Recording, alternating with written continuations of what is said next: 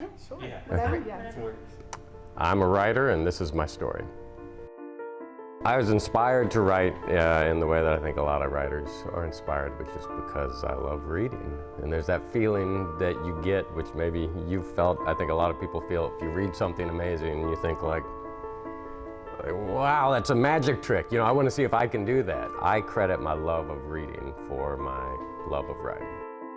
Starting a novel or starting a story is a very sort of, you know, murky creative process. I try to find scenes that I'm excited about. A scene that has characters that are interesting, that might have a spark in it, usually something that makes me laugh. It can be a little overwhelming if you think like, I'm gonna start my new novel today. But if it's just another day at work and you're just writing a little bit, it sort of decreases that pressure. For me, I try to think less about like starting a story and more about just working every day a little bit. Before I got a job teaching, I worked a 9 to 5 and I wrote my novels. My first 2 books I wrote from 5 a.m. to 7 a.m. at my desk and then would go work my 9 to 5 job.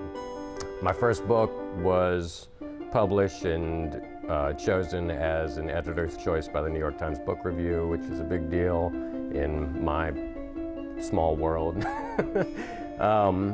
My second novel was optioned for film by the director David Burris. My third novel was optioned for TV by the producer Michael Eisner.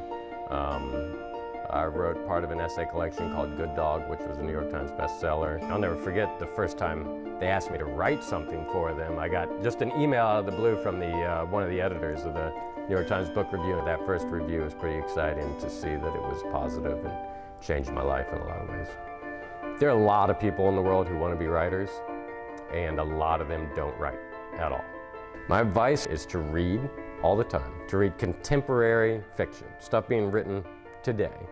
Easier said than done, but read a lot and write a little bit every day, and inevitably you will become better.